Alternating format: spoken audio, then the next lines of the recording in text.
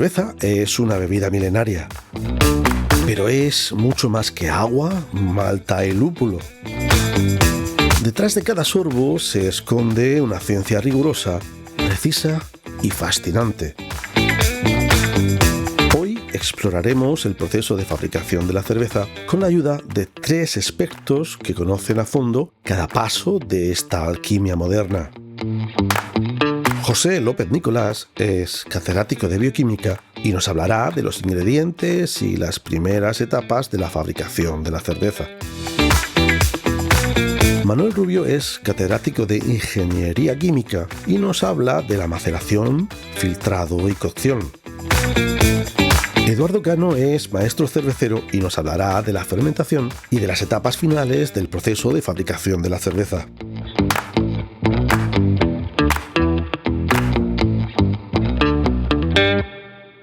Bueno, pues los ingredientes básicos de la cerveza son, en primer lugar, el cereal. El cereal suele ser cebada, el que se suele utilizar, pero también hay otros cereales de los que se puede partir. Podemos tener el trigo, podemos tener el centeno, según el tipo de cerveza y según lo que se vaya buscando con cada una. Luego, otro de los ingredientes básicos, evidentemente, es el lúpulo. ¿El lúpulo qué es? Pues son las flores de una planta que se llama Humulus lupulus. Es el responsable de dar el sabor amargo a la cerveza, pero la gente normalmente se queda ahí, y el lúpulo también ofrece otros sabores, ofrece otro aroma, no solamente el responsable del amargor. Por otro lado, la levadura es clave para el proceso, sobre todo de fermentación, que es el que va a producir, como se explicará posteriormente, el alcohol. ¿De acuerdo? El alcohol y otros ingredientes. Y evidentemente hay algo que poca gente le da importancia, que es el agua. Y el agua es clave, pero no solamente porque uno podría decir, bueno, es la base del líquido sobre el que luego van a actuar todos los procesos, pero es que el agua es la responsable de activar determinadas enzimas, y esas enzimas van a ser fundamentales en el proceso de obtención de la cerveza.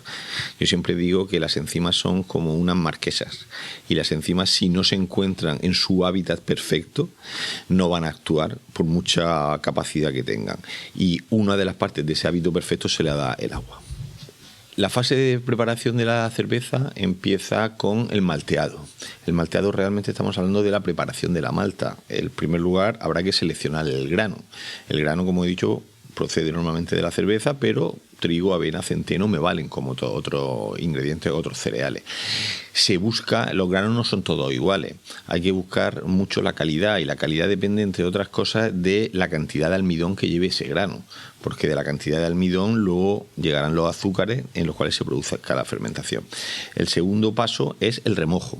El remojo es cuando se pone en agua. ¿Por qué? Porque con eso comienza el proceso de germinación, que ahora veremos la importancia. El proceso de germinación, tú tienes que dejar el grano en las condiciones controladas de temperatura, en unas condiciones controladas de humedad, y entonces en ese momento empiezan a activarse, como he dicho anteriormente, determinadas enzimas en el proceso de germinación que van a ser fundamentales para el proceso de fermentación de la cerveza. Luego tenemos un paso también que es crucial, que es el secado. Ese agua que le hemos puesto en remojo no puede estar ahí, porque llega un momento que el agua puede también desarrollar o iniciar otros procesos que no nos convienen. Entonces se seca y entonces se hace normalmente con aire caliente, que se pone en un horno, o por otros distintos procesos. ¿Y qué sostiene con ello? Va a condicionar ese secado las características finales de la malta, que incide mucho en el color, en el sabor y en otras características organolépticas. Según el tipo de cerveza, en esta fase también se incluye el tostado. Pero bueno, eso ya depende del tipo de cerveza y no vamos a entrar en ello por ahora. Bueno, pues la segunda fase sería la molienda, que aporta una serie de sustancias que son fundamentales en el proceso de elaboración.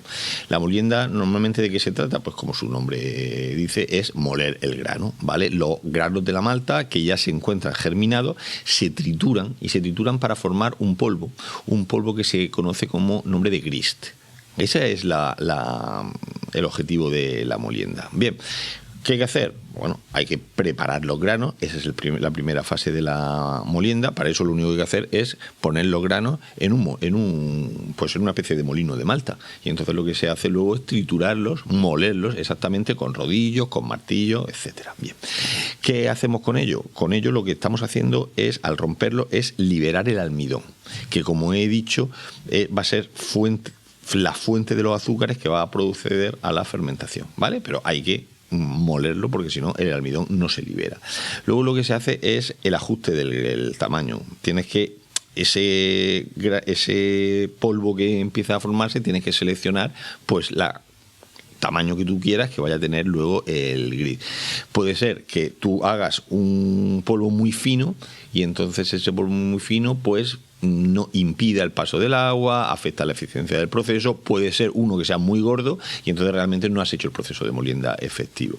Y entonces el polvo grueso, normalmente, porque el gris es el polvo grueso, se utiliza en la fase de maceración. ¿Para qué? Para mezclarlo con agua caliente y extraer así los azúcares que van a ser fermentables de la malta. Es importante siempre en todo este proceso controlar muchísimo la temperatura, porque si la temperatura es excesiva, o te he dicho antes que las enzimas son unas marquesas, e igual que necesitan unas condiciones óptimas de agua, también necesitan unas condiciones óptimas de temperatura. Puede ser que tengas una enzima muy buena y una enzima que te puede hacer un proceso maravilloso, pero si no se encuentra su temperatura óptima, no va a actuar.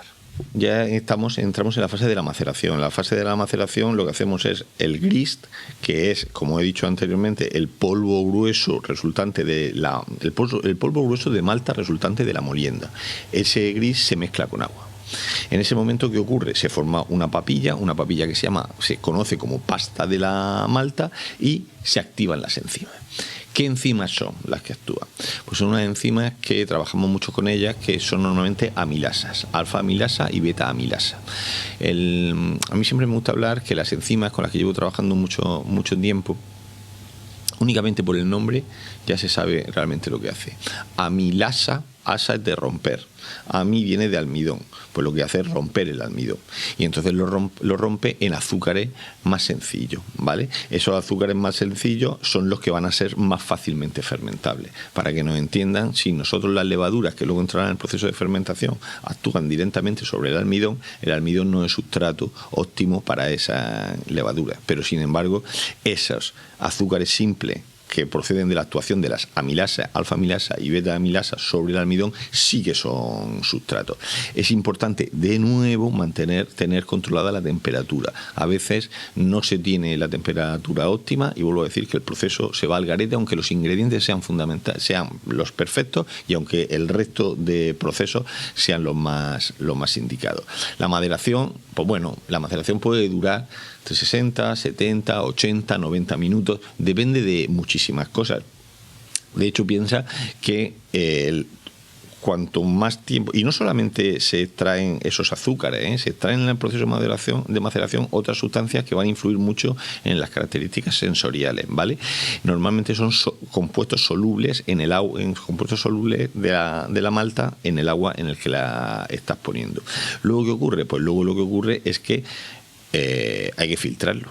Ahí tú vas a tener un mejunje, como decimos aquí, de una serie de sustancias que luego hay que filtrarla, y entonces tú te queda al final un mosto que sea claro, un mosto libre de las partículas indeseadas, las partículas que tú no quieres.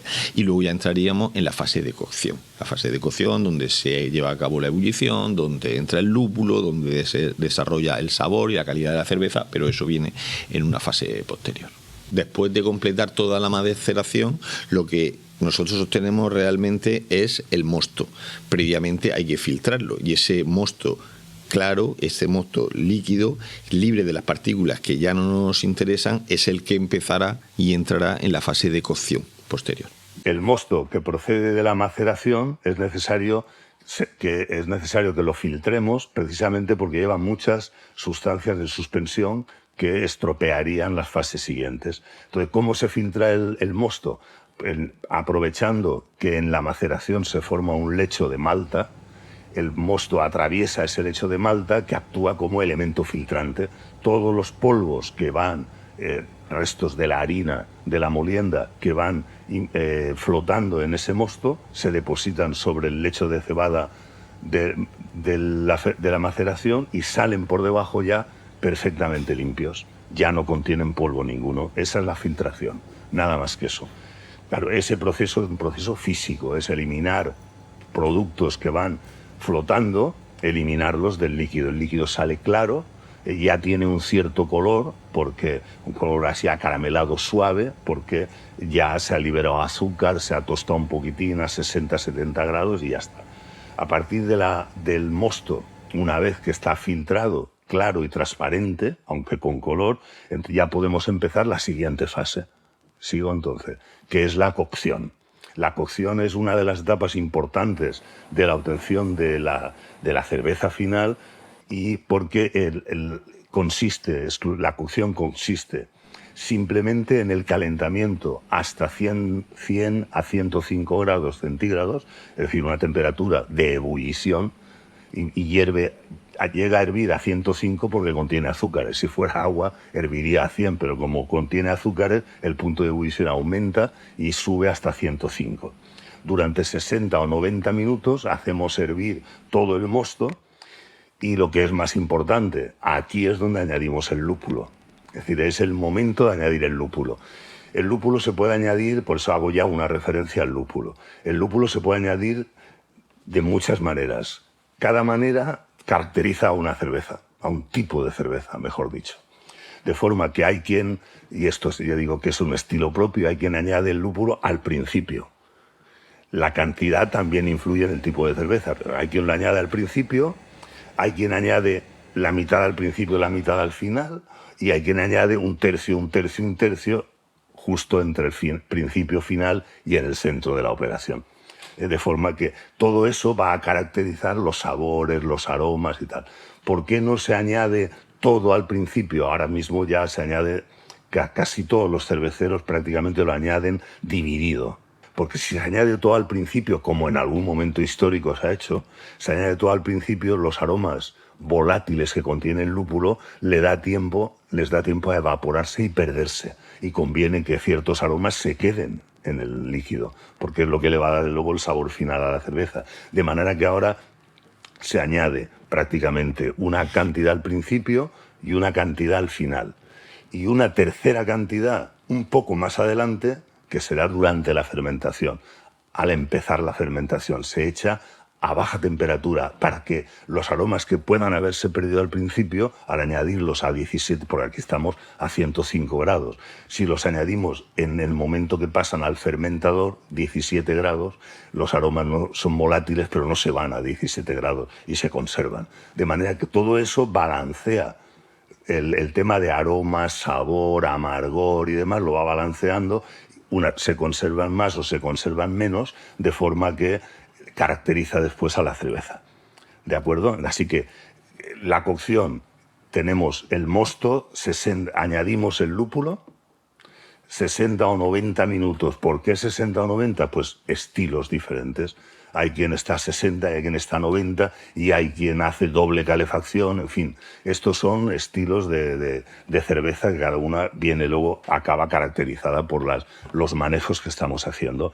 Entonces ya tenemos 60 o 90 minutos y ya tenemos el mosto cocido, podríamos decir. Es decir, hemos realizado la cocción y ya lo tenemos listo. Acaba, fin de la cocción. Justo en el momento en que acaba la cocción tiene que empezar lo más rápidamente posible el enfriado súbito. Tiene que empezar rápido y hacerlo además rápida. Para eso hacen falta unos aparatos un poquito especiales que son intercambiadores de calor, normalmente de placas, que se consigue obtener una caída de temperatura entre 105, que es la cocción, y 17, que tiene que llegar al fermentador. A veces no llega con 17, llega con 25 grados. Así que el fermentador tiene que estar frío, o sea, lo tenemos que tener preparado para que reciba a 25 y baja hasta 17, que va a ser la temperatura de fermentación. ¿Por qué tiene que ser una bajada súbita? Para evitar que se pierdan, claro, porque ahí ya tenemos casi una cerveza incipiente. ¿Qué es lo que tenemos en realidad? ¿Qué es el cocido? El líquido que pasamos al fermentador, ¿qué es? Pues tiene gran cantidad de azúcares que los hemos liberado en la maceración y en la cocción. Tiene pocas proteínas porque muchas han precipitado y se van a quedar en el fondo del cocido, es decir, en el fondo del tanque de cocido. Se van a quedar, porque luego el cocido, después de la cocción se deja sedimentar y todo lo sólido que hay por ahí flotante se va a ir al fondo del tanque de cocción, sí, al fondo del tanque de cocción, y entonces cuando yo saque el líquido y lo mande al fermentador, ese fondo se va a quedar una sustancia pegajosa en el fondo, ¿de acuerdo? O sea que son proteínas y polifenoles. Polifenoles tienen muchos grupos OH y las proteínas tienen grupos ácido. Pues son formadas por aminoácidos, tienen grupos COOH, esto lo suprimes, y el OH, que estos enlazan. Entonces, las proteínas flotantes sucias que ensucian y los polifenoles enlazan y se forma una sustancia de mayor peso molecular que va al fondo, ¿de acuerdo? Y eliminamos impurezas de la cerveza, lo que nos facilitará después que la cerveza esté transparente y clara, coloreada, pero transparente y clara, ¿de acuerdo? Hay que precipitar las proteínas. Entonces, todo esto, para evitar que se pierdan colores, que las proteínas sean arrastradas, cuanto más rápido saquemos del elemento de cocción, saquemos el mosto cocido rápidamente y enfriarlo para que empiece. Los procesos rápidos siempre se hacen porque si se hace lento cambian los sabores y tal. Hay quien tarda un poco más, por ejemplo, los que no tienen intercambiadores de estos que te he dicho, de placas, que tienen mucha superficie, con poca agua, se consigue enfriar rápido, y tienen mucha superficie sobre todo. Entonces, en esos momentos, es decir, el cervecero, vamos a suponer artesano, que está empezando, normalmente no tiene esos elementos. Y como no los tiene, pues le tarda el enfriamiento lo que le tarde. Eso va a caracterizar su cerveza después. Eso se le va a notar, ¿de acuerdo? Entonces, por eso las buenas prácticas de cerveza, de la fabricación de cerveza, hacen que se pida que no lo cambies mucho. O sea, intenta hacer el enfriamiento lo más rápidamente posible, ¿de acuerdo? Uh-huh. Entonces, ya date cuenta que en la cocción se han añadido una o dos cantidades de lúpulo, al principio y al final, por ejemplo, se han añadido, con lo cual hemos equilibrado los sabores, los aromas, el amargor, todas las características de la cerveza final. Ya la estamos marcando, ¿no? Así va a salir la cerveza. El lúpulo es el elemento principal de esta fase, porque se va a dejar antes... va a añadir el lúpulo al mosto, le va a añadir 200 o 300 compuestos orgánicos diferentes, que serán fenoles, serán proteínas, serán aminoácidos, serán vitaminas, vegetales que van con el lúpulo. Se van a incorporar a ese líquido. Y ya todo ese líquido, una vez fermentado, una vez termina la cocción, se manda al fermentador. Y podemos empezar ya a explicar la fermentación. Y el primer componente importante es la malta de cebada, el segundo es el lúpulo y el tercero es la levadura que vamos a añadir ahora en el proceso de fermentación. Te digo, por tanto, 3 compuestos: cebada, lúpulo y levadura. Realmente hay un cuarto, que es el agua. El agua es fundamental.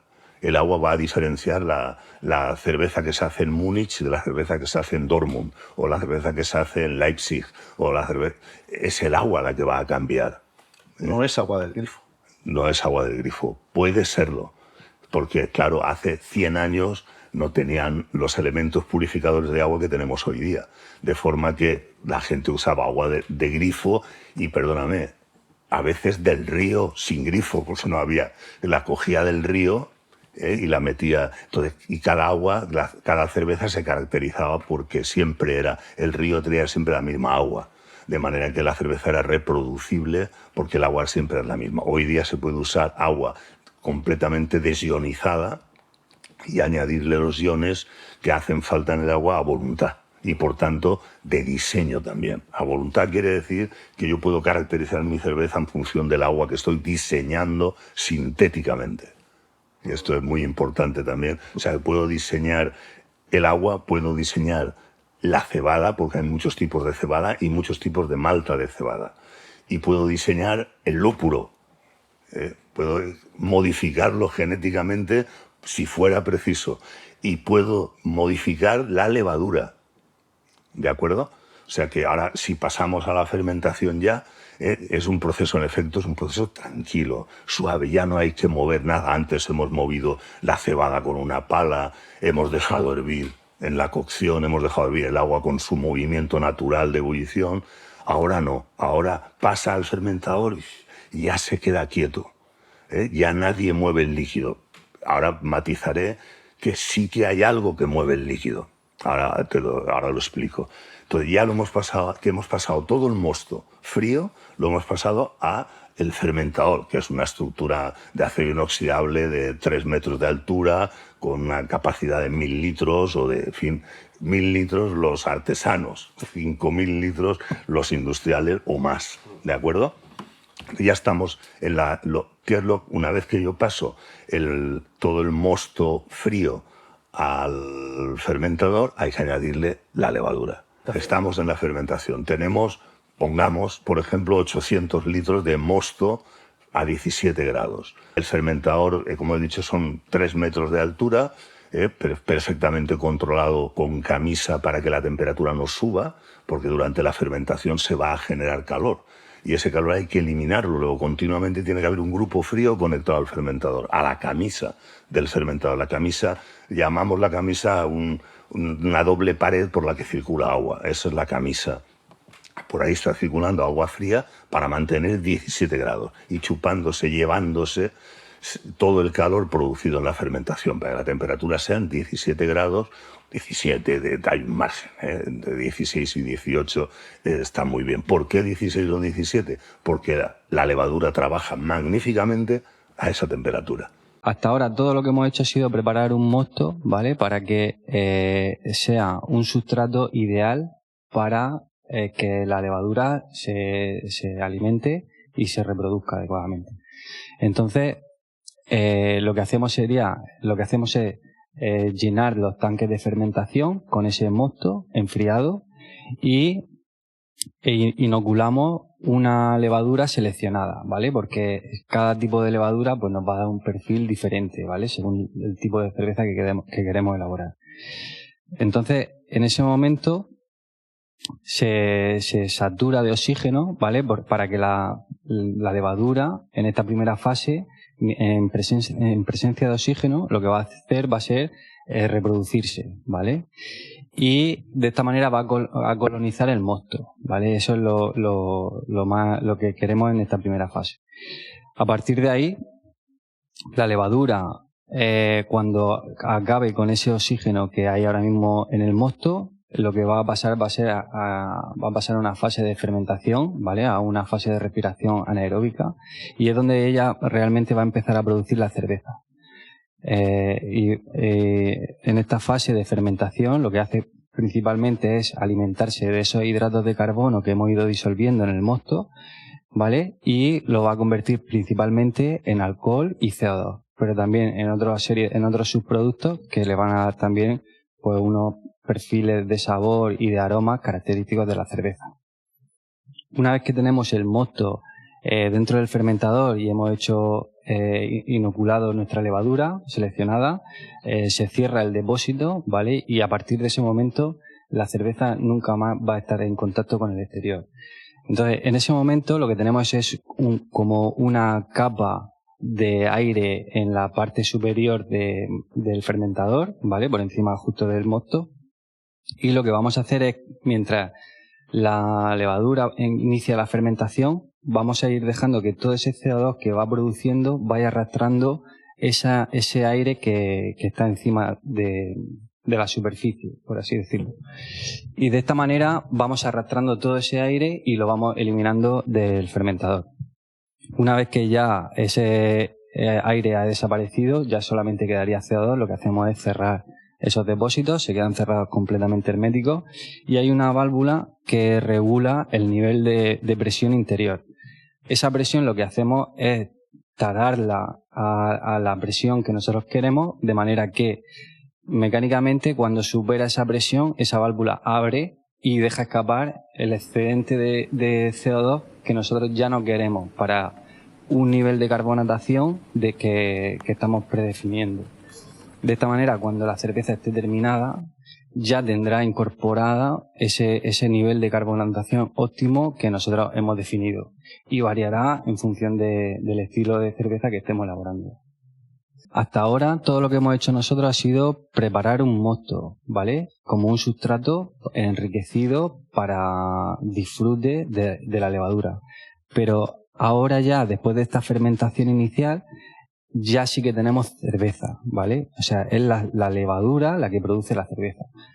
Entonces, esta cerveza todavía es verde. No estaría, el sabor todavía hay que refinarlo, hay que eliminar ese exceso de levadura y eso se hace en la fase de maduración, ¿vale? Entonces, a continuación lo que hacemos es bajar drásticamente la temperatura de los fermentadores y en esta fase de maduración el frío ayuda también a que toda esa levadura que está en suspensión decante, vaya al fondo y por la forma de estos depósitos que son cilindrocónicos vamos purgando por el fondo del depósito todo ese excedente de levadura. Esta fase es muy importante y es la que más tiempo lleva más tiempo incluso que la fermentación. La fermentación puede estar en torno a unos 5 o 7 días y sin embargo la maduración tardamos 3-4 semanas. Pero es lo que al final nos hace que la cerveza esté terminada, acabada, redonda y tenga todos los matices que estamos acostumbrados a percibir con esa cerveza ya finalizada. Antiguamente existía otra técnica que era la refermentación en botella. Se hacía una fermentación en tanques atmosféricos de manera que se liberaba completamente ese CO2 del depósito y la cerveza quedaba sin carbonatación.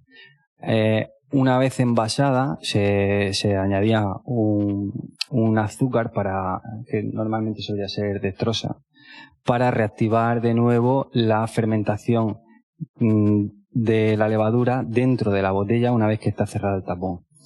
¿Cuál es el inconveniente de esto? Que al final pues no hay estabilidad en el sabor, en el nivel de carbonatación. Puede ser que alguna botella arranque adecuadamente, en otras no. Entonces esta técnica pues prácticamente ha desaparecido. Lo que se procura es que ya previamente ya la cerveza ya tenga su nivel de carbonatación óptimo. Luego también podría darse la circunstancia de que otras cervezas se puedan carbonatar en línea antes de pasar por el proceso de envasado. Eso también es otra técnica que se puede utilizar, pero no es la más habitual. No creo que haya una gran diferencia entre la cerveza artesana o la cerveza industrial simplemente por ese concepto. Yo, por ejemplo, lo que suelo fijarme mucho es en la etiqueta de los ingredientes que se utilizan para elaborar esas cervezas. Entonces, por ejemplo, cuando veo un colorante caramelo para darle color a esa cerveza, pues evidentemente me doy cuenta de que lo que lleva es un azúcar tostado pues para darle ese color rubio. En realidad yo prefiero que ese color sea de la propia malta de cebada, del grado de tueste, que le va a aportar también, además de ese color, le va a aportar otra complejidad, otro sabor. O por ejemplo cuando lleva alginato de propilenglicol, que es un producto que se utiliza para retener la formación de espuma y a veces la sirve igualmente ves como que esa espuma rápidamente desaparece. Pues yo prefiero que esa capacidad de retención pues sea de la proteína que contiene la propia malta de cebada y además sea una retención consistente. Una vez que tenemos la cerveza fermentada en el depósito de maduración, la tenemos también carbonatada, la tenemos fría, muy fría, porque ese CO2 a baja temperatura se disuelve con mayor facilidad y es necesaria menos presión, ¿vale? Para evitar que se escape ese gas. Lo que hacemos es pasarlo a la fase de filtración y particularmente me gusta la cerveza bastante limpia, con poco sedimento. y para ello se utilizan pues, desde distintos materiales filtrantes a diferentes niveles de filtración, ¿vale? Y una vez que tenemos la cerveza filtrada, lo que hacemos es pasarla al envasado, ¿vale? Es muy importante que la cerveza, una vez que está terminada, no entre en contacto con el oxígeno, por consiguiente con el aire, ¿vale? Entonces, todos los envases que aunque vienen vacíos, hay que hacer primero se hace como un lavado, ¿vale? Para limpiar y esterilizar el propio envase, aunque sea nuevo. Luego se hace un barrido del aire que contiene, que normalmente se utiliza CO2. Y lo que se hace es inyectar CO2 a presión en varias ocasiones para asegurar que el contenido de oxígeno dentro del envase sea prácticamente cero. Y en el último paso lo que se hace es equilibrar, o sea, introducir de nuevo CO2 a presión para equilibrar la presión con la que viene de los tanques de maduración, y de esta manera evitamos la formación de espuma durante el llenado. Una vez que la botella empieza a llenarse, va llenando poco a poco en varias velocidades. Primero inicia con un llenado lento, luego para evitar la formación de espuma, luego tiene un llenado rápido y luego un final lento de nuevo para evitar que forme espuma al despresurizar el envase. Entonces, una vez que finaliza, que el llenado llega hasta su nivel, se para, ¿no? Ese llenado, se libera la presión lentamente para que no forme espuma y hay diferentes técnicas para hacer un poco de espuma en el cuello de la botella, de manera que esa espuma que se genera dentro del envase vaya arrastrando el aire de nuevo que pueda introducirse en el cuello de la botella. En ese momento, cuando ya la espuma ha arrastrado todo el aire, se pone el tapón, ¿vale? Y una vez que ya esa botella está taponada, ya estaría terminada de envasar. A partir de ahí, pues se le hace un pequeño lavado exterior, ¿vale? Por si hay un pequeño rebose de cerveza, y pasa a la fase de etiquetado. En ese etiquetado, pues se pone la etiqueta donde viene la lista de ingredientes, la marca del fabricante, viene también pues la fecha el número de lote, la fecha de caducidad o de consumo preferente, y entraría en una fase nueva que sería opcional, porque que sería la pasteurización. La pasteurización, la ventaja que tiene es que hacemos un aumento rápido de temperatura y un enfriado rápido para que cualquier microorganismo, incluido la levadura que está presente dentro de la botella, que haya podido quedar después de la filtración, pues automáticamente detenerla, ¿no? Hacer que pare su actividad, que muera. Entonces, hay empresas que pasteurizan y otras empresas que no pasteurizan. Entonces, hay, por ejemplo, la cerveza artesana. Normalmente lo que se hace, por eso se recomienda siempre guardar en frío, porque son cervezas que en su mayoría no están pasteurizadas. Entonces la cerveza, la levadura sigue viva dentro de la botella y hay que refrigerar de manera que ralentizamos de alguna forma que esa levadura pueda de nuevo iniciar una fermentación dentro de la propia botella, que repercutiría sobre todo en un nivel de carbonatación excesivo. La cerveza, luego la parte de pasteurizar, pues puede afectar también un poco al sabor, porque en cierta manera pues le estamos dando un golpe térmico a esa cerveza esa cerveza terminada, que indudablemente pues organolépticamente afecta, ¿no? O sea, estamos calentando y aunque enfriamos rápidamente, pues estamos modificando de nuevo todos algunos de esos compuestos que hay dentro de la cerveza. Y una vez que pasa que estas opciones, se puede pasteurizar o no, pues ya pasaríamos a la fase de paquetizado, ¿vale? Bien, se pueden hacer packs de 6, packs de 24, cajas de cartón, cajas de plástico, se apilan en palés y entonces se quedaría como listo para su distribución. El nivel de formación de espuma por un lado tenemos la formación de espuma y luego por otro tenemos la retención, ¿vale? Para la formación de espuma influyen diferentes factores. El principal es el nivel de carbonatación, ¿vale? La cerveza lleva CO2 que al servirla en una copa rompe, ese CO2 colapsa, rompe y entonces genera unas burbujas. Esas burbujas arrastran, o sea, suben a la superficie agitando la cerveza y forman una espuma. Espuma realmente es un término que en cervecería no se suele utilizar. Lo que forma realmente es una crema, ¿vale? Pero luego hay una segunda parte muy interesante que es la retención, ¿vale? De esa corona, de esa crema. En función de los ingredientes de la malta que utilizamos o de los ingredientes que utilizamos, esa retención de esa crema, de esa corona que se forma en la superficie de la cerveza puede ser mayor o menor. Cervezas que llevan, por ejemplo, trigo, pues tiene un nivel de proteína mayor y al final hace que esa retención aguante esa crema, aguante durante más tiempo. En cervezas que utilizamos maltas muy pálidas, poco tostadas, pues esa retención suele durar menos tiempo.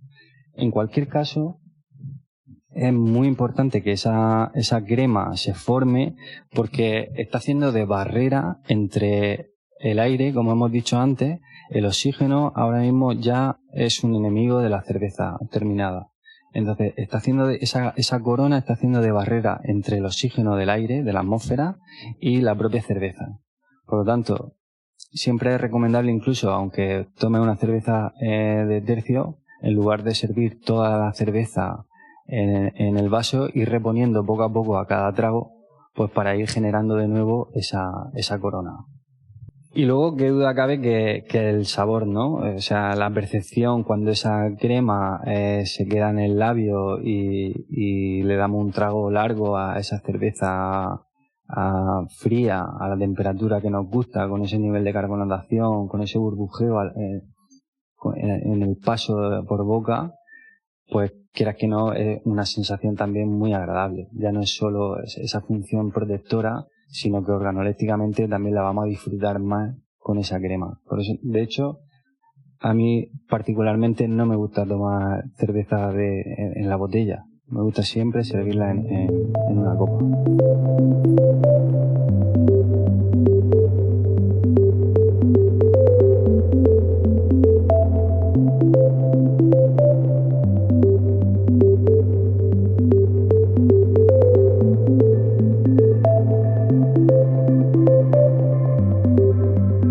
¿Quieres ver cómo estos secretos de fabricación de la cerveza se entrelazan con una historia apasionante?